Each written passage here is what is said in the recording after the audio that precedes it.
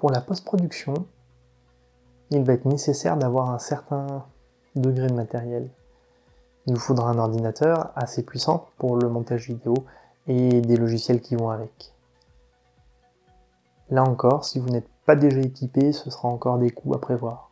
Certains arrivent à faire du montage sur smartphone et je n'ai aucune idée du rendu final de ce que cela peut donner.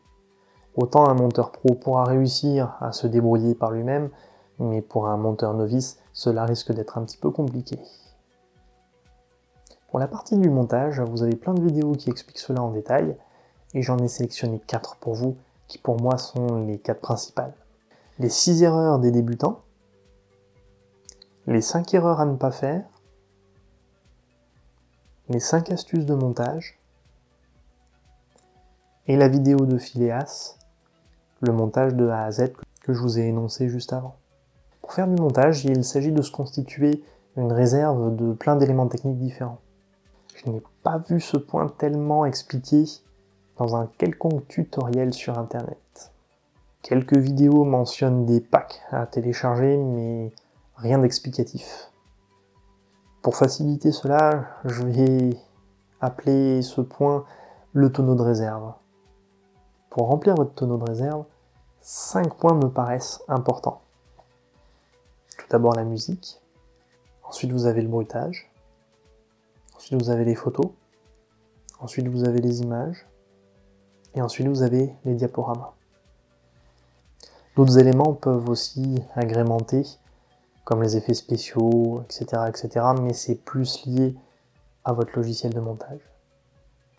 Pour acquérir ces différents éléments qui vont atterrir dans votre tonneau, le réflexe qu'on peut avoir, c'est de chercher sur internet. Et cela peut être problématique et être une belle erreur. Là encore, vous devez non seulement respecter le travail d'autrui, mais aussi les lois qui protègent ce travail d'autrui. Il n'y a donc pas 1000 manières pour ces acquisitions. Je pense peut-être que la solution dite de facilité, c'est d'opter pour ce qu'on appelle sans droit, les fichiers libres, etc. Attention, il s'agit de ne pas faire d'amalgame.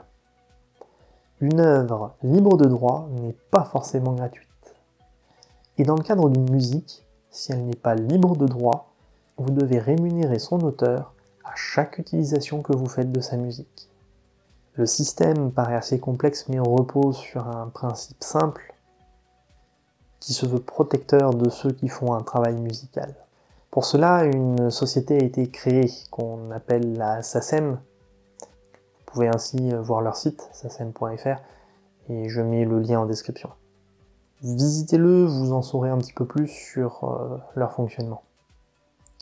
Et pour approfondir un peu plus cet aspect lié au droit des œuvres, je vous invite à télécharger le PDF du ministère de l'économie. Le lien est dans la description. Par conséquent, vérifiez bien quels sont les droits liés aux fichiers que vous récupérez pour utilisation dans votre montage.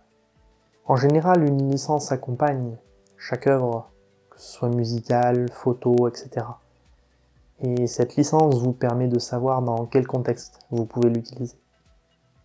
Vous êtes un responsable, rappelez-vous. Par exemple, si vous trouvez des œuvres dites libres et que vous en récupérez des gratuites, vérifiez bien le type de licence qui l'accompagne, car cela aura un impact sur ce que vous allez créer. Par exemple, les licences Creative Commons 4 BYSA vont vous demander à ce que votre travail, votre œuvre que vous allez créer soit aussi sous cette licence. Vous avez un exemple de cette licence en lien dans la description.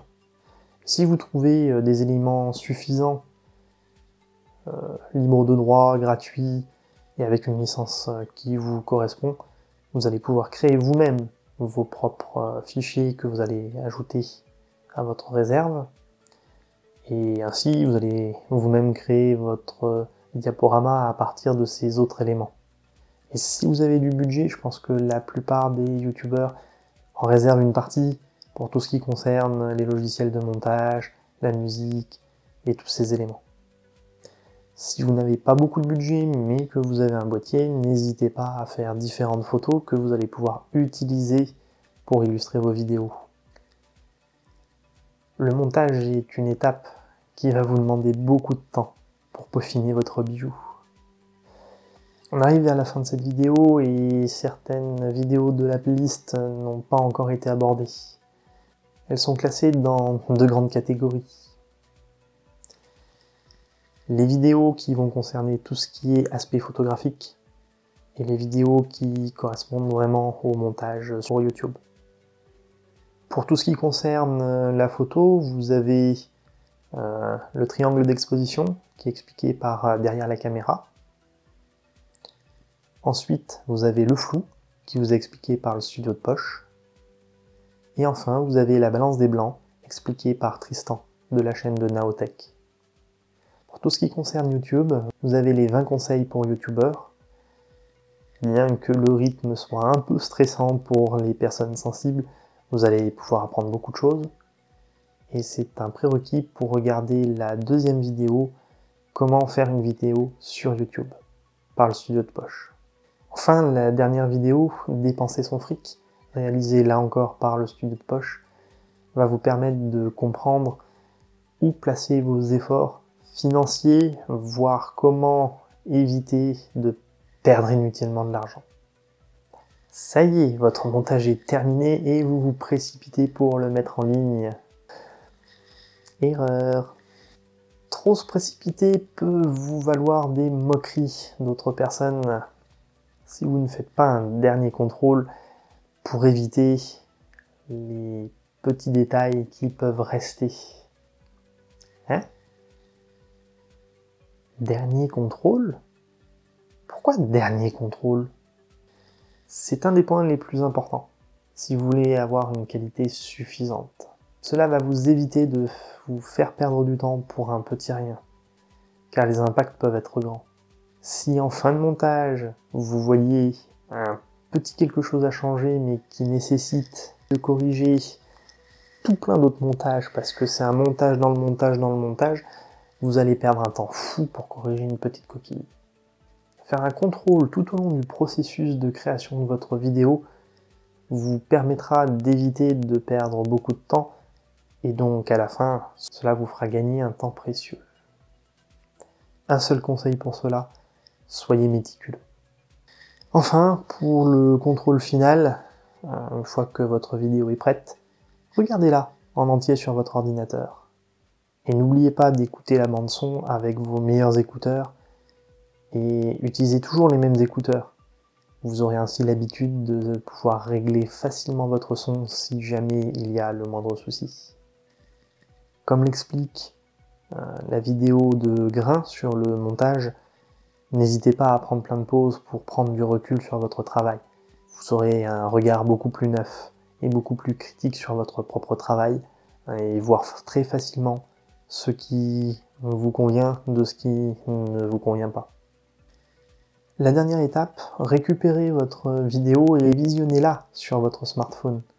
Vous aurez ainsi deux rendus. Il y a deux configurations différentes pour assurer un maximum de contrôle sur votre travail. Éventuellement, partagez-la avec une ou deux personnes de votre connaissance pour récolter les premiers avis qui peuvent vous faire un premier retour si jamais quelque chose vous échappe.